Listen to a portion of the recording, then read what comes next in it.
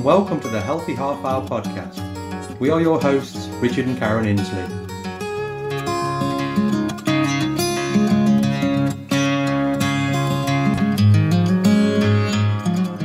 The Healthy Half Hour podcast is your resource for all things healthy, and we will be discussing how to make nutrition, fitness and lifestyle choices work for you. We will be sharing our own personal insights along with research gathered from working in the health and fitness industry for the past 10 years. Our show is brought to you by the 7 Day Shred, which can be found at 7dayshred.com, and please feel free to visit our podcast website, which can be found at healthyhalfhourpodcast.com. And now on to today's show.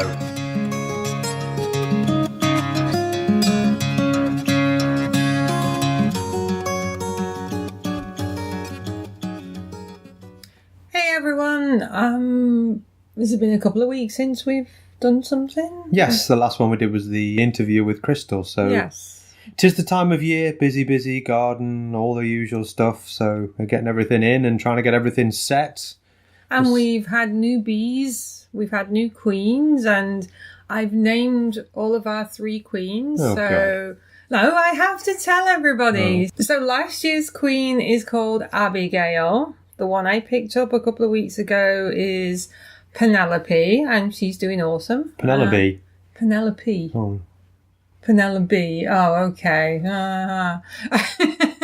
And our most recent queen with her, 4,000 bees she comes with? About that, yeah. Yeah, so that's Veronica. So every hive that we have has a named queen, and everybody's doing okay. They're all at different levels, so it's all exciting times. And so many people have been asking us, like, "Oh, are you going to sell honey again this year?" And it's like, "Oh, yeah. If they make enough, then yeah. Well, we'll sell what we can." So yeah. And I make lip balms and body scrubs and all sorts of things out of our honey and our wax and stuff. So yeah, it's exciting. And it's actually a nice day today. We've actually had some sun, and we don't like to cover up, but you just kind of think, yeah, it's the first kind of light sunny day of the year, really. We've had a couple, but it's certainly the sun's high in the sky now. We're getting towards end of May, so I mean, yeah, that's how it's going to be. But if you listen to this in December and it's freezing, then yeah, it's good times right now. But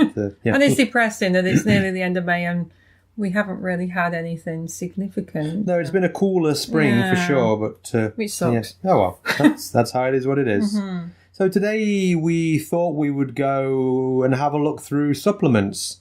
We've talked about supplements on other podcasts, whether it's been sleep or stress or other things.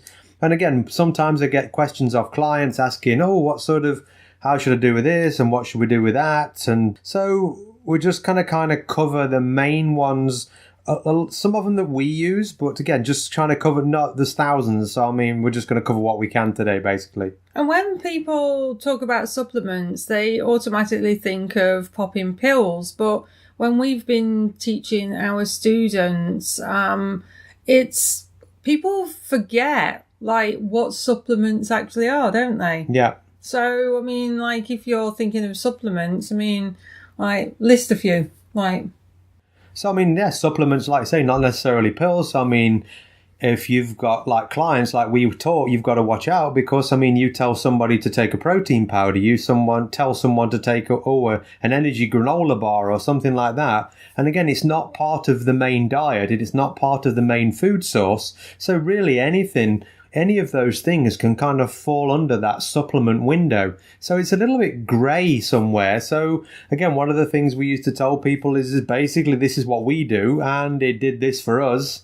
Help yourself. If you want to try it and see what works for you. But it can be a little bit grey area, especially on the liability front. Yeah, and with regard to supplements, we always say, we're obviously in Winnipeg, so we have our preferred suppliers that we refer people to. I mean, there's Martin at Gorilla Jack and Tricia at the Canadian Nutrition Centre in Winnipeg. And if you've got questions regarding supplements, go to those guys. I mean, Martin's actually a trained pharmacist. Tricia, her knowledge on supplements is amazing. And you need to talk to people and get some like credible information and advice off them when it comes to supplementing, because like hopefully we're going to share with you a few things today that you might not have thought about, with like how dangerous they can be at the end of the day. Yeah, for sure. And the mineral supplements, vitamins and things tend to come under two different umbrellas. So you've got water soluble and fat soluble. So fat soluble are vitamins A, D, E and K, and pretty much everything else is water soluble. So one of the problems you've got to watch with fat-soluble ones is you don't tend to lose them very easily. So if you take a supplement like vitamin D or vitamin K or whichever one it may be, then again, you've got to watch the dosage levels, because to get it out of your body just takes time. So with a water-soluble one, I mean, you have too much vitamin C or too much magnesium or something like that. 9 times out of the 10, you'll just end up with loose stools and it'll just get kicked out of the body pretty quickly because it doesn't want it. And vitamin B is a key one that I've mentioned before, and what I present when I'm in the corporate world with regard to mental health and emotional wellness. Like all our B vitamins are water soluble, so they get depleted from the body very quickly. So we have to keep taking them on daily through food. And B vitamins are key to emotional and mental health. So yeah, you've got to be cautious of what you're taking on and in the dosage. Yeah, so watch those again. Same with, I get questions sometimes with iron. My doctor said my iron's low. What should I do? My first thing is, again, because it's a metal, listen to what your doctor says. If anything pops up on your blood work, then basically follow what your doctor said. Because again, too much iron can make you very sick or kill you, and too little iron can do exactly the same thing, anemia and other problems. So again, some of these are regulated by the medical industry, even though they're vitamins, minerals, elements. So again, the generic ones you'll find on the shelf at the grocery store, yeah, you can pretty much just follow what the bottle says, but take them as necessary. Like I say, with iron, if a client ever comes to us and says, my blood work shows I'm iron deficient, yeah, we're not going to tell you to supplement it with iron. We're going to say, go back to your doctor. One thing with, not a caution, but one thing with iron absorption from the capsules is probably about 10 to 20% of what's in the capsule, and the rest of it basically goes out the back door. When it goes out the back door, it makes your stools into nails. So more often than not, people take an iron supplement and they end up constipated and have a lot of problems. There is a liquid heme iron that a client of ours took, and I've told other people about it, and I said, follow the instructions, take as much as your doctor's told you to take, but try the liquid stuff, because again, the absorption rate is way better, and monitor that way. So just an aside with iron itself. The other couple of supplements, again, we can supplements with fats, and there are omega-3 and omega-6. So they're basically essential fatty acids. The reason why they're essential is because the body can't make them, and that's why they're called essential. So you've got the omega-3, which is alpha-linolenic acid, and you've got omega-6, which is alpha-linoleic acid. So again, those fall under supplements too, and if you're buying the omega-3, try to avoid the ones from Costco or Walmart that are really, really cheap in the kind of the cheap oil. Buy a better one, buy Carlson's or something like that. Yes, you'll pay more money for it, but you're buying quality at the end of the day. And I mean, something that you've got to think about when you're actually starting to buy supplements is kind of how much you're paying and what you're actually buying. And cheap supplements are basically expensive pee and poop, because that's all you're going to do. You're going to pee and poop it out, and you're not going to uptake it into your body, and it's not going to be very efficient. So again, with that, the supplement industry is pretty much self-regulated. It's not regulated like the pharmaceutical industry is. So do ask around and spend wisely. I mean, some people use the USANA stuff, and I mean, USANA always pride themselves on top quality stuff. If you've got a USANA rep you like to use them, keep using them. I mean, we just try to use the best ones we can find. Again, without obviously trying not to break the bank, but just don't go for the cheapest, crappiest ones. And sometimes people absorb different ones differently, so some may work better for you than others. And just a side note with regard to absorption, I mean, the last couple of years of us going for our medicals, like my B12 has been down. And, I kind of think and look at my diet going like, well, I take on, I eat the right foods to ensure that my B12 is high enough. But my doctor said, oh, I want you to take some B12 supplements. And I didn't even take the full dosage. I went back from a blood work a month later. My B12 was through the roof. So, like you say, it just goes to show that you really don't know how your body's going to uptake supplements, whether it's through supplements like pills or whether it's through your food. But I actually backed mine off to about a quarter of a B12 pill and only take it probably a couple of times a week. So, like you say, when it comes to blood work and your blood work comes back and it says, oh, you're low on this, you're low on that, it doesn't necessarily mean you've got to take more of that particular supplement. And we're going to cover this during this podcast, but it could be that, you've got yin and yang supplements that work together. And it's not that you're low in one, it just is that you need to balance the two together. So one thing, again, just going back to the quality, capsules tend to be the better one because the capsule actually disperses and then the actual contents of the capsule and then are absorbed into the body. Sometimes pills, they're put together, and I've never done it myself, but heard of people experimenting using either water or a concentrate like a vinegar and water to kind of simulate stomach acid. And they've put these pills in there and 12 hours later, they're still pills. They're never actually dissolved into the system. So, if it's not dissolving into water, it's probably not going to dissolve into you either, or even through your stomach acid. So, again, just be aware of that. If you do have pills, try it. Throw it in a glass of water and see if it dissolves over a period of time. If not, again, like Karen said earlier on, you might just have super expensive pee and poop. So quality does matter, and more often than not, the capsule, like we find, is probably one of the better options. And we always say that if you're taking more than 3 supplements, you really need to look at your diet, because supplements are exactly what it says on the tin. They supplement a good diet. So if you're popping multiple supplements every single day, yeah, you kind of need to work with somebody and look at your nutrition as a primary. And then, like you say, they just supplement a good diet. Yeah. So with our cupboard, we have just the basics. And through the winter time, we'll take vitamin D. Vitamin D we use is actually in coconut oil, and it comes with a little pipette and a dropper, and you put a couple of drops under your tongue, as opposed to the capsules, again, with maybe the wonky oil in there. So, again, we buy high quality vitamin D, and we tend to take that from October through till April when the sun is lower. So, again, just kind of supplement with that. We have potassium, we have magnesium, we have zinc, and so just the basic elements. But you were saying, sorry? I take maca as well. I don't. No, you don't. No. I was going to come to you in a second. Oh, okay. Sorry. You just jumped in. Everybody thinks you're on about Paul McCartney now. Why Paul McCartney? Call him Macca. Oh. Yeah. Okay. It's so fluffy. I haven't done that forever, so I had to throw that in there. I have no idea why. So what's maca, honey?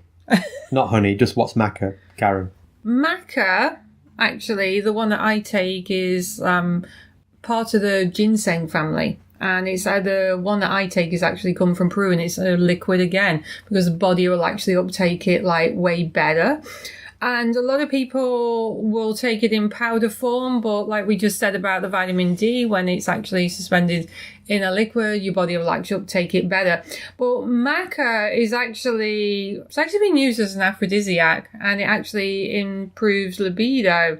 So I don't take it just for that. Wow. But maca is... It can help a lot with fatigue, and it helps with adrenal support, and it doesn't work through the hormones, but it doesn't increase testosterone or estrogen, but it actually can help balance hormones. So it's just something that I like to take. And one of my friends was messaging me the other day saying, how often do you take it? I went, well, kind of like when I remember to, but I typically will take it in liquid form when I'm kind of feeling a little bit run down, because it does help with like energy fatigue, like say, and adrenal support. So it does help through the hormonal pathways, but for females it is beneficial with regard to hormonal balancing and just energy levels. So but again, the one that I take is in a liquid form with a pipette, and it's not cheap, but it's not something that you take all of the time. So yeah, I mean, like I say, we've got the basic elements of, like I say, potassium, magnesium, zinc. We don't take a multivitamin, but I mean, you can if you want, which kind of covers all the bases. One thing we found with the B vitamins is we try not to take just a single like 6 or 12. We try to take like a full spectrum B. So it's got all of them in it. Just saves taking extra tablets. We used to have one years ago from a company we used to get stuff through, which was kind of practitioners only. And that was a really high quality one. And it was called Glycopro, and it's like a full spectrum B vitamin complex, and it's awesome. And again, especially people with low energy and things, that again, poking the B vitamins in there can really help with that. Most doctors will do B12 on your blood work. So again, if you're kind of in that window, but like we've said, it's a water soluble vitamin, so it won't hurt to have a little extra. Vitamin C, we get a lot of vitamin C from not just from fruit, but we get a lot from vegetables and other foods as well. So I mean, not necessarily have to supplement with vitamin C. Hey, A, D, E, and K, yes, you could supplement with those if you wish to. Again, just watch those dosage amounts. But also there are fat-soluble vitamins, so yes, if you've got a low-fat diet, then... Well, exactly. So again, that's why we're back to vitamin D, why we take it with oil, and why they come in an oil is basically for that reason. So they can actually it's uptaken because there's a fat included with the vitamin itself. So looking past this, people often ask about stress or sleep. So what we're going to do is we're going to list some supplements that can be useful with stress. And again, this is just kind of a list of stuff that we've kind of looked at and stuff that we've done over the years. So rhodiola is always a good one, and that's always seems to help a lot. Again, B complex, B vitamins, those guys, magnesium. Ashwagandha is always a good one too. Again, that comes from Ayurvedic medicine, which is kind of East Indian medicine. And also going back to the fish oils as well, they can really help with stress and anxiety. Vitamin C, so like Karen said earlier on, a lot of these things kind of crisscross over. And there are some ones that do things specifically, but most of them, again, from the stress point of view, rhodiola, like I say, and magnesium, they kind of calm us down. So if you actually look at the sleep, then melatonin's obviously the first one because that's actually the hormone that's inside the body that kind of helps us sleep. But again, you end up with magnesium. Magnesium, again, is a natural relaxer. So magnesium helps you sleep, but also de-stresses you. Valerian root is one that, again, it's a de-stressor, but also can help boost production of GABA. And again, there's some of those brain chemicals which helps promote sleep as well. Also, there's a supplement called 5-HTP. I won't say the whole name because it's going to tie my tongue around it, and that's normally Karen's job, tying a tongue around long names. So, can't pronounce it. So 5-HTP, again, it's like a precursor of several other things that happen or chemicals that go on in the brain. So it's a precursor of serotonin. So serotonin, again, helps regulate mood and can also calm us down, can help regulate that sleep-wake cycle. Glycine, which is a sleep-stimulating amino acid. So again, that's something else that could kind of help that. So again, a lot of these, like I say, crisscross over, and you can just Google things that'll help with sleep or stress and just kind of have a research in. Again, we've had it with clients and they've tried different things. Some of them, it's worked like a charm. Other times it doesn't necessarily work. And like Karen was saying earlier on, sometimes you need that combination of a couple, and like we always say, everybody's different, so you kind of need to combine things that work for you. And potassium and magnesium, a lot of people supplement with both of them, but when it comes to potassium and magnesium, they're like I said earlier, the yin to the yang of each other. If you're supplementing with one, you've got to supplement with the other. And If you're following a ketogenic diet, a lot of people struggle with getting enough potassium in their diet because it's found in a lot of fruits, vegetables, and legumes. So if you're on a very low carb diet, potassium in the body can drastically drop. And I know that we've mentioned this before on multiple podcasts, but not for a long time, is that one of the supplements that I used to like to take was licorice root. I mean, I found this licorice root tea that was awesome. But licorice root, again, is great for adrenal support. But licorice root can actually deplete magnesium in the body. And I found this great licorice root tea that was nice and sweet. And at the time, we were running a lot of really early boot camps. And I liked it because it gave me some energy in the morning.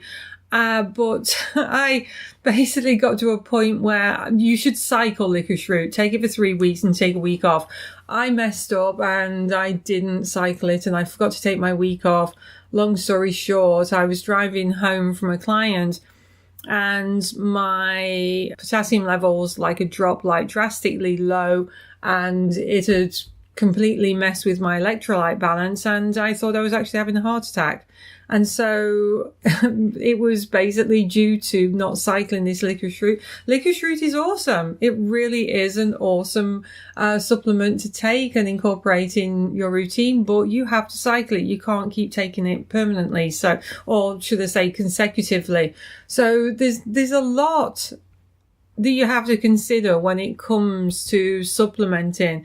And we can put some links into the show notes, I guess, or you can ask us for some more information. But it's just a trip round on Dr. Google more often than not. And again, don't just pick someone who's trying to sell you some stuff. Go to Wikipedia or somewhere like that where they've actually put studies in there and they've actually put things in there that are backed by science. And again, what's actually happening with the body when you're actually taking these things. And like we said, quality over quantity more often than not. And like you say, follow the instructions on the container. If it says cycle it, so please cycle it. Don't. More isn't better.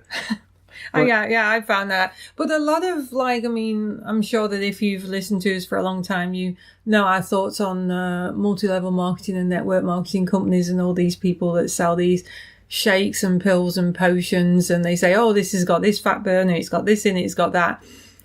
Please, do your homework because some of these, supplements and vitamins, minerals that they put in some of these products, it might be unsafe for you. It could be pretty dangerous. So you've got to really be careful. And one of the things, so I mentioned Martin at Gorilla Jack earlier, and people who are hyper, not hypothyroidism.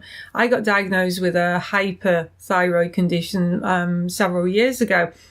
And I was talking to Martin about echinacea and he says whatever you do, if you are genuinely hyperthyroid, then don't take echinacea. Echinacea is fantastic for the immune system. It stimulates the immune system. But if you're hyperthyroid, then your immune system's stimulated already enough. So taking echinacea, for the mainstream is great. But if you're hyperthyroid, then it's going to overstimulate your immune system. So, there's just so many things to consider. Oh, for sure. Yeah, always check for contraindications. And there's one, a website called drugs.com. And they list basically every pharmaceutical there is. And there are things in there you can look at and it will give a list of contraindicators with any medication. So it's always worth a look. So one thing with, again, the bodybuilding industry, you go to GNC or anywhere like that, or just open a bodybuilding mag up and there's this and there's that. And there's hundreds and hundreds and hundreds of supplements in there. And at the end of the day, do they work? Yeah, a lot of them, like I say, the jury's out. What's the quality of them? Again, pick a well-known company who can back their quality up that's had their tested. Do you really need protein powders, again, after a workout? And again, it's a question we get asked a lot. And it depends on your goal, really. If you're just Joe Blow, just going to the gym and then going home for something to eat afterwards, then no, not really. There is the 45-minute window of opportunity allegedly after a workout, but again, allegedly. if you're not wanting to build tons of mass or something like that, you really don't need the protein shake. I mean, protein shakes are great because they're convenient. And I mean, if you are leaving the gym and it's like 4 hours before you eat or something because you're going somewhere else, then it may be a good idea to have one. And again, will it really help you? But not necessarily if that's not your goal. But again, if you can't literally eat enough, which is, again, I've had clients that, and they'll actually take mass gainers and things that are like 1,000-calorie shakes because they can't physically chew and eat enough calories to again, if they want to gain. Same with BCAAs. I mean, branched chain amino acids. Amino acids are the building blocks of protein. So with all the amino acids to get together, you actually get a complete protein. So what they've done is they've partitioned 4 of them off and they sell it as a BCAA. We use them regularly, but more often than not, we use them purely because it just makes your water taste nice. We use one that's got something called nootropics in it, which is supposed to help brain health and things. Does it, doesn't it? Who knows? But I mean, with that placebo effect. Well, could be, yes. It could be that placebo effect. So again, a lot of these things that bodybuilders use, do they help? Who knows? You know what I mean? But it's a multi-million-dollar industry. And I think we've mentioned it before on podcasts. I mean, we've seen the before and after pics and people doing it in an afternoon, taking the pic in the morning and then either reversing, drinking loads of crap and then taking photos in the afternoon, or dehydrating themselves like crazy, eating a load of garbage the night before and then dehydrating themselves through the day and do the pictures again before in the morning and they get after in the afternoon. So, I mean, a lot of that is misinformation. And again, just buyer beware with all that stuff. I mean, you can go to supplement stores and spend absolutely thousands and thousands of dollars in an afternoon on stuff. Will it help you? Who knows? It's a bit of a lottery, really. And I think I've mentioned this one before when we've talked about supplements, that this was actually a case in the US. And this trainer was working with a mom. She was in her 30s. She had 2 young kids. And she took these supplements that this trainer recommended that she take. Again, long story short, she died of cardiac arrest because of the supplements that she was taking. And it was combined, I believe, with like some medical condition that she had. It was nothing like significantly serious, but basically the stuff that I think dying's serious. Well, no, but the medical condition that she had was not necessarily serious. But when he introduced all these like supplements, and I think it was ephedrine. And basically the trainer and the gym and the supplement company, I think it was something like $300-400 million, like it's America for liability, like claim. I don't know what the out of court settlement was, but basically, obviously, this trainer, obviously would have lost his job. The gym possibly might have closed down. The supplement companies probably would have just carried on, like selling stuff. But if you're going to be like taking supplements, then if you're listening to your trainer, just, basically err on the side of caution and make sure you do your own homework as well. It was probably the ECA stack. A stack is basically where you take more than one supplement together. So some supplement websites will say, this stack for this and this stack for that. And again, fat burners themselves are really bad, but this stack is for fat burning, and it is ephedrine capsules, it's caffeine capsules, and then also aspirin. So you take these 3 together, and apparently it's supposed to be a really good fat burner. And again, you see in the industry a lot of bigger bodybuilders end up dying of cardiac arrest in their early mid-50s, and a lot of it is through these fat burning stacks or through fat burners themselves, because again, it's dehydration and it's a lot of load on the body. And when you're trying to get to 4% body fat to stand on a stage, and I mean, you're going in there super dry, you're not doing yourself any favors. And these things over time just stack up. And again, just beware, really. I mean, that stack itself, I mean, for a while in Canada, ephedrine was banned, but it is back on the shelves now. But I mean, the dosage is so small that you can buy it in. I mean, I think you've got to have a handful of capsules to actually get back to what they used to sell. And I competed like probably 10 years ago, like for 2008, 9 and 11, I think it was. And like the first time that I started competing, and like you say, you may be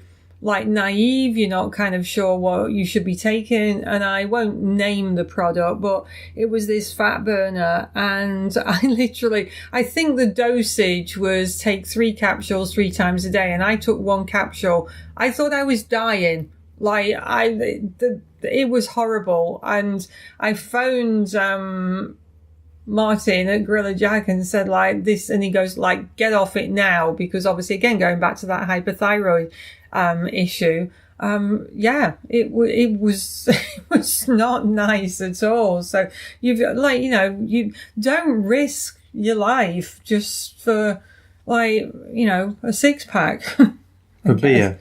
What? Of beer? No, a 6-pack is in a Rip tab. Oh, okay. Yeah. Well, I think with that corny joke, we'll leave it there. Yeah, I think so. Hopefully we've covered, again, some things to do with supplements. Again, maybe made you think twice about maybe what you're taking, or made you how many, or a couple of ideas, about, maybe this might help me. I'll put a couple of links into the show notes for websites that we use that really do explain supplements, and I'll put that one in for thedrugs.com as well, because I use that one all the time. Again, especially if you get clients, I'm not sure about this, then it just takes all the guesswork out of it and just really helps. We are busy, so I'm not sure when the next one will be, but probably a couple of weeks. Probably will. Busy with bees. Busy with bees. Gardens. And other things. Spring is in the air and the sap is rising. See you then. That's all we have time for right now, but we do hope that you join us for our next show. And if you want to contribute to an upcoming show by suggesting a topic that you would like us to discuss in more detail, then hop over to our website, healthyhalfhourpodcast.com, subscribe to our podcast and submit your suggestions. The Healthy Half Hour Podcast was brought to you by the 7 Day Shred, and don't forget to share our details with your friends and review our show. Until next time, thanks for listening.